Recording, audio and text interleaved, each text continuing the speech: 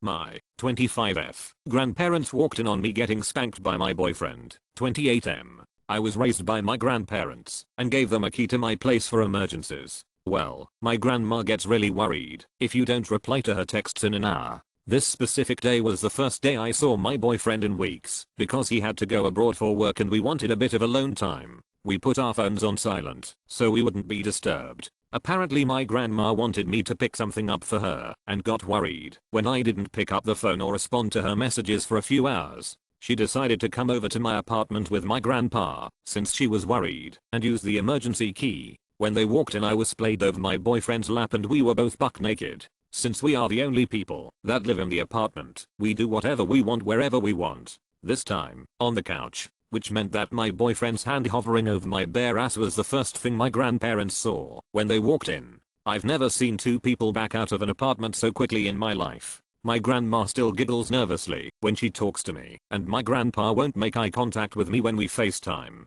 How do I make this less awkward? A talk about my sexual preferences is not one that I want to have with the people that raised me. I found my 20F mother-in-law's nudes on my 27 meters fiance's phone. Hi guys, I made a quick account to just talk about this. I'm so sick, I'm shaking so bad I can't even believe this is true. I'm Brazilian so please my English is not very good. My mother-in-law had never liked me. She always would look at me weird and talk down to me like a child just because I'm not British. She would talk bad about me to my fiance, even to my face, and he would say nothing. I would even ask babe, why do you allow your mom to speak to me this way? And he would always say she's my mom, it's complicated. She would shit on my cooking because it was spicy and she likes to boil her meat. Sometimes I come home and she is in my fucking house alone and my fiance doesn't tell me. I hate her and hate me and it's fine. She would say many racist things like call me a shapeshifter and a siren that loves men because my hair changes a bit. She said me and my in case kids will be confused. It was fine, but this isn't fine. Today me and my fiance went to the beach and Grams took some pictures of me. He was playing his games and I wanted the pictures to send to my mom. We don't have a weird phone rule. He can open my phone and I can open his, and it's okay like that. I opened it for my picture and I saw naked pictures of a woman. Obviously I was mad like any person would be. When I opened the pictures, more than one, I realized it was his mother. I felt like I was dreaming. I went to hidden pictures and opened with the password to see more. Then at this point I just kept searching. Their chats were so headache making disgusting stuff like when am I seeing you again baby boy or it's good mommy can't get pregnant. Guys, I wanted to claw my eyes out. I just wanted my pictures. And now that I think about it, they have always been weird. When he wouldn't defend me, he would say, don't worry I'm just her baby boy. I'm so disgusted I'm shaking so much. IDK what to do. I left my country for him. I started a whole new life. Is this even considered cheating? Like what the fuck? Do I confront him? I don't know. I don't know. Sorry for the crazy rant, but I need help. Am I being a prick? Basically my 26F is unemployed and has begun spending £80 a week renting a horse. Her total income is about £130 a week in benefits including child maintenance and we obviously have bills to pay for and rent. I didn't think it was really an option to spend that much money so she could see a horse from time to time, but she feels it's completely justified. She's quick to criticize my choice to go out for some drinks maybe once every month or two, and I do work full time. For the sake of peace I've told her I'm happy with her decision, as long as she can continue contributing towards rent. £35 a week for her, but she's really pissed off that I insisted she explain how she's going to be able to afford it. What do you think? Was I an asshole to question her choice? I'm 28F. My husband 30M left me in the middle of the highway because I could not turn off the indicator. What should be my next step? My husband has been driving from past 15 years. He starting teaching me how to drive from last week onwards. It has just been 5 lessons for me. There are some things that he assumed I would know, maybe due to his experience in driving. He never taught me basics such as what gear to pull in, what speed, what gear to use while taking a turn, what mirror to check. It has been my first time on the driver's seat and he keeps shouting. For a whole hour I take lesson from him. He gets frustrated while teaching because of me making mistakes. I even offered to learn from a driving school if can't keep his cool. Sometimes he starts handling steering in anger and I don't understand what I should be doing at that time. I politely told him that nobody ever explained it to me. Today, while I was taking a U-turn I turned on the indicator, but I could not turn it off even after trying to. I was never explained how to. He started pulling the indicator with an intention of breaking it. Then, he tried jumping out of the moving car. I somehow managed to stop it, and he left me in the middle of the highway. I had no clue who to ask for help.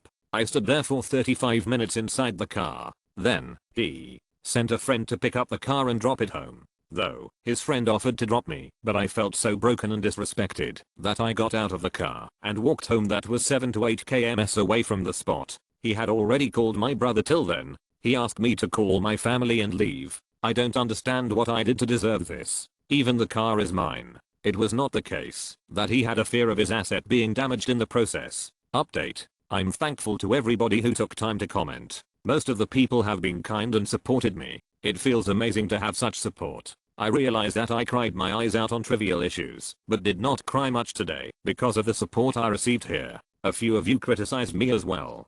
But, I'm still thankful and acknowledge that I'm not a perfect human being. It's difficult to see one's own issue, and pointing that out would help me improve for sure. Also, to add, I received major appreciation at my workplace today and flooded with congratulations. Although I could not enjoy the appreciation much, but I feel so much better about myself that despite of being in shitty environment, I could work productively in office. It was about my overall performance on the project, not something I achieved today. So, I picked just my documents and laptop and moved out as I was so exhausted at that moment. I did not have the energy to process everything and take immediate action. I just wanted to feel peaceful. I walked in a park nearby for some time. Basically, sat under a tree to decide where to head. My brother kept calling me, so I informed him that I'm fine and safe. Didn't want to bother him much as my sil is in second trimester and they are expecting their first child. I didn't want him to run for me and leave her alone as to and fro drive would take 9 hours at least. Then, I booked a hotel as my shift was about to start.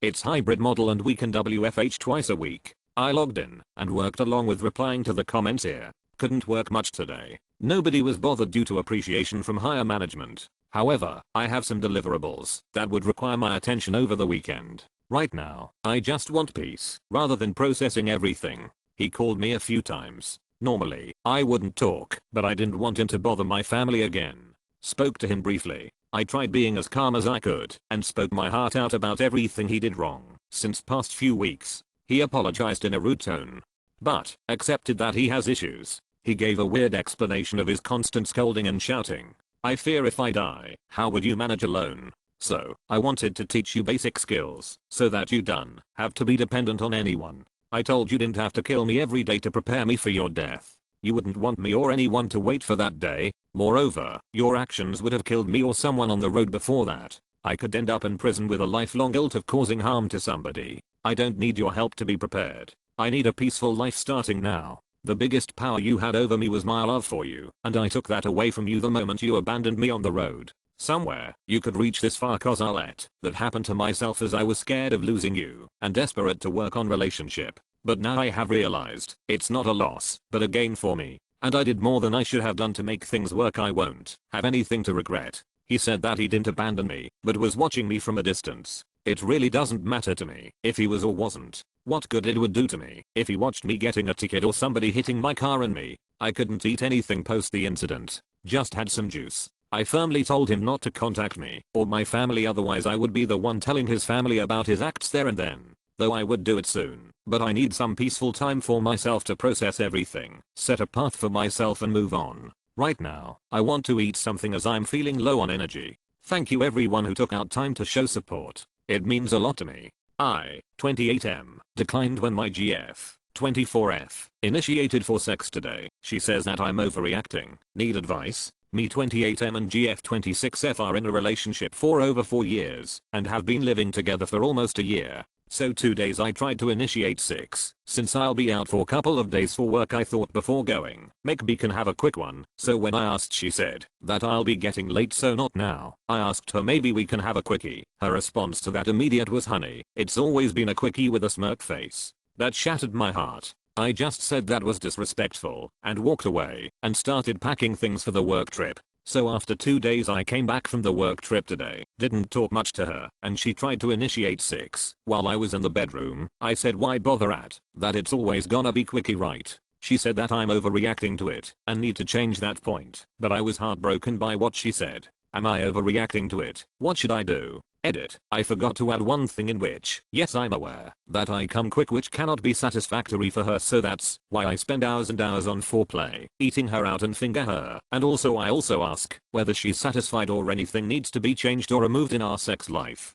I've always put her pleasure over her. I made sure that she always came at least twice before I do piff sex point, so that's why I was so heartbroken after her statement. My best friend, F24, became a widow 3 months ago and is acting like she's never been married. My best friend, let's call her Elisa, is a 24 years old engineer who got married 2 years ago to her first and only boyfriend. Both were high school sweethearts. He died in a car crash 3 months ago, and ever since, Elisa's been acting weird. She never calls herself a widow, she only says she's not with her ex-boyfriend anymore. When referring to her late husband, she calls him her ex. Last week, a guy flirted with her during one of her classes. She's doing her master's degree, and even though she said she's not interested, she said she would love to get married someday. She was deeply in love with her late husband, and I'm not sure if she's dealing with her grief in a healthy way. She never missed a day at work or a class, and she's been working harder than ever after his death. She's my best friend. We grow up together, and I really want to help her, but I don't know what to do. Update, 23M. My girlfriend, 25F, is obsessed with psychedelics and her spiritual journey. Original post. It's been a few days since my post, and since the post got a lot of traction, I decided to post an update. In the end, I made the decision to try psychedelics in order to try and understand my girlfriend's point of view better, as I truly love her. I and my GF bought some magic shrooms from a trusted common friend and did it together in my apartment, as I felt the safest there. We both consumed 3.5 g each, total of 7 g. The trip was a blast. I figured as much, and we laughed, were intimate, and had an overall great experience. It was unlike any other substance I've tried before, but then again, I'm the kind of guy who rarely consumes drugs or alcohol. After the trip, I felt my GF was very focused on how my experience was, and I could see her face brighten up with excitement as she asked me about the trip afterward. She probably wanted me to feel like this was some sort of spiritual thing, just like she does. But in the end, I felt like this was just like any other drug, in the sense that it's a drug that manipulates a part of your body mind. I could see she felt disappointed that I didn't find this trip as spiritual and insightful as she does. I also realized why my GF likes doing psychedelics, and I also sensed during the trip that she was trying to deal with a lot of personal issues. I don't have to go into detail, but it was regarding trauma, social anxiety, and amongst other issues. I tried talking to her about therapy instead, but she strongly refused. She says it's a waste of money and time, and this way is better and more fun. We've talked for hours and hours, and I came to the conclusion that she won't be stopping this self-medication, and she has also planned for an out-of-country trip to take stronger psychedelics with a shaman in the future. I realized that our pathways in life don't align anymore, and that her mindset isn't that of someone I fell in love with. I fell in love with this smart, outgoing girl that loved video games and animals, but now she's more into spirituality and the afterlife than the present and science. I knew breaking up would be difficult for both of us, so I tried doing it in a sensible and calm way, but she wasn't as understanding as I thought. She started by crying, and then rage ensued. Currently, I've been avoiding her, but she has been spamming me trying to get together again. Ironically enough, she has tried to get me to take DMT, as she says that if shrooms didn't do the trick to convert me, DMT certainly will. I'm done. Thanks for all the replies and the previous post.